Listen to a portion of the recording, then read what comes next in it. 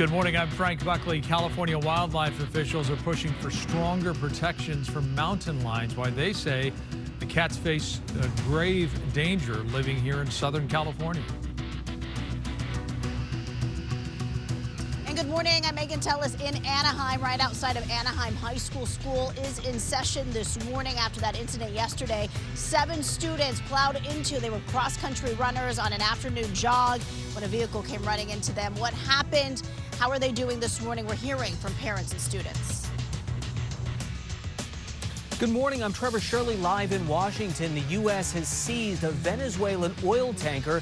Now some on Capitol Hill are questioning the legality of that move. I'll take a look at where things stand coming up just ahead. Good morning, I'm Jessica Holmes. Team USA is enlisting rapper Snoop Dogg for a cool new role ahead of the Winter Olympics. We'll explain. Hey there, everybody. Good morning. One of my favorite people, favorite actresses, producers, Wendy Raquel Robinson is in the house to tell us all about the amazing work of her Amazing Grace Conservatory and their outstanding holiday production. That conversation in just a bit.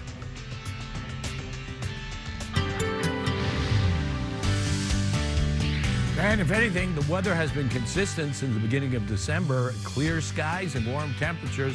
That's the LAX shot, looking absolutely beautiful. Clear skies, hot temperatures.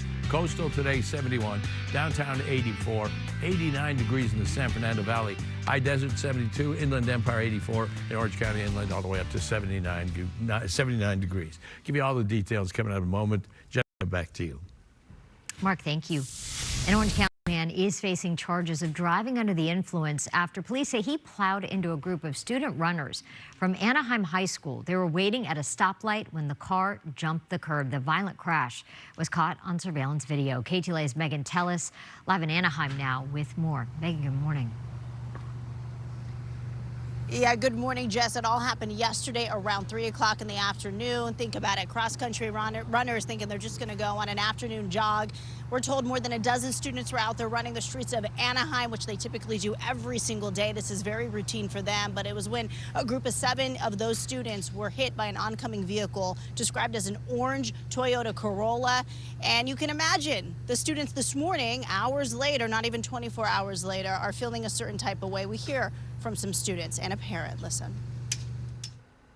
It doesn't make me worried as a player because I don't do like distance. I'm like a sprinter, but it does worry me for them because they obviously do that a lot, and like they're part of my team still, and they're still like that's my team at the end of the day. Usually when they run, there's always an instructor behind them, and yesterday there was a teacher with them, and I think he was in the back of their group, but he saw what happened and he was still there. My heart broke for, those kids, and the parents and what they're going through.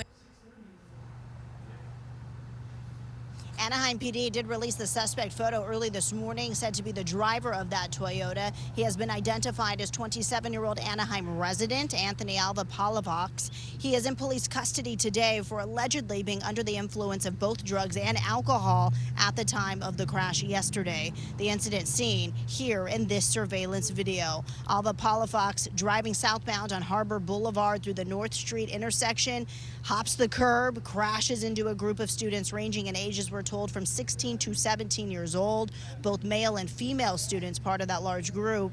Paramedics seen treating the students and the driver in this video. Now those injured were rushed to area hospitals. We are told UCI, CHOC, and OC Global Hospitals to get specific. According to the principal of Anaheim High, who I just spoke to, of the 7 students treated, 4 have been released from the hospital, 3 remain hospitalized today. The students suffered different degrees of injuries. We're hearing bruises, cuts, lacerations, possibly broken bones. We're waiting to get results back from those x-rays. According to police, all the injuries are non-life threatening, including the drivers. And again, that driver in police custody this morning. And again, that principal did come out and speak to us a couple of hours ago, and he did mention that, yes, they are in meetings. What is a safer approach for these cross-country runners? Obviously, this is something that if you're part of a track or cross-country team, you do. You go on these runs around the different schools in your area. In this case, it could have been deadly. It wasn't deadly, luckily, and luckily those students are okay, but they are talking about what is a better way to get the students out and about and practice without being put in harm's way. So we'll keep you updated on that. I can tell you that students who are in their feelings today may need some grief counselors. They do have access to that with the crisis management team that has been put out to the school, Anaheim High School, today. And if you have any information, maybe you're around the area, you may have seen something that police should know about, this investigation is ongoing and they hope to hear from you. That's Anaheim Police Department. That is the very latest in Anaheim. I'm Megan Tellis. Frank and Jess, back to you in Hollywood. Megan, thank you. A driver has been arrested after crashing through a building in the South Bay. This happened around 1:30 this morning on Torrance Boulevard near Wood Avenue in Torrance. Car went completely through the building, which houses a chiropractor's office. The man driving the car was arrested. It's unclear if he was speeding or under the influence. He did not appear to be injured. A federal judge has ordered the immediate release of Kilmar Abrego Garcia from ICE custody, ruling the government lacks legal authority to hold him while his deportation fight plays out. Abrego Garcia was wrongfully deported to an El Salvador prison earlier this year. At the time, the Trump administration claimed that Abrego Garcia was a gang member, which he denies. Abrego Garcia is now back in the U.S., where he is facing charges of human smuggling. He is required to remain in Maryland in the custody of his brother as he awaits trial, which is set to begin next month. He has pleaded not guilty in that case. The Department of Homeland Security plans to challenge the release order. The U.S. has seized an oil tanker off the coast of Venezuela, escalating tension in the region. The White House claims the tanker was involved in illicit activities. Venezuela says this is an act of piracy. KTLA's Trevor Shirley live in Washington with more on all of it. Trevor, good morning. Frank, good morning to you as well. The White House says this seizure was legal under U.S. law, but some on Capitol Hill are questioning that. Dramatic video released Wednesday by the Justice Department shows U.S. commandos fast roping via helicopter onto the deck of that oil tanker before storming the ship and taking control. We've just seized a tanker on the coast of Venezuela, large tanker, very large.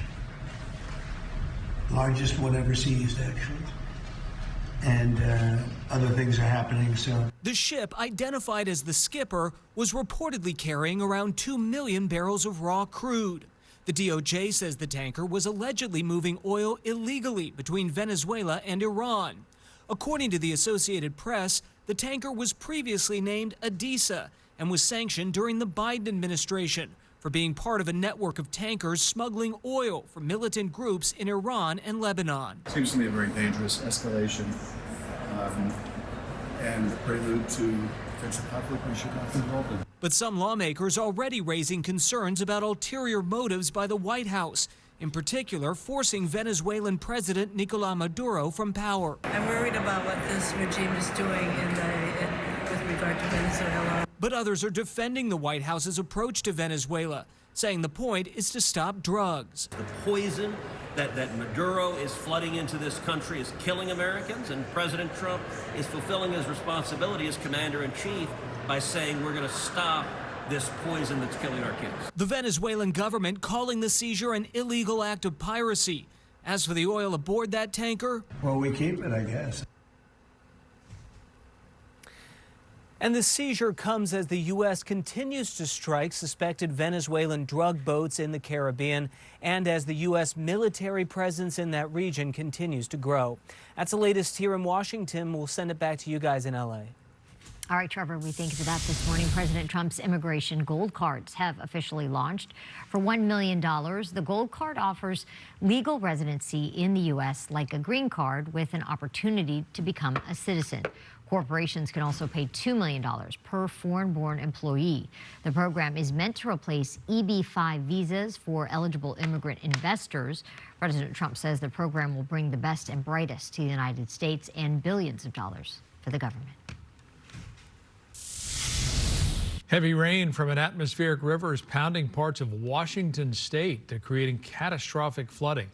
As many as 100,000 people face potential evacuations. Some have had to be rescued by helicopter. Several rivers hit a major flood stage, the most severe level, as more than 10 inches of rain drained into the waterways. Multiple areas have seen more than a foot of rain this week. Showers could linger through tomorrow.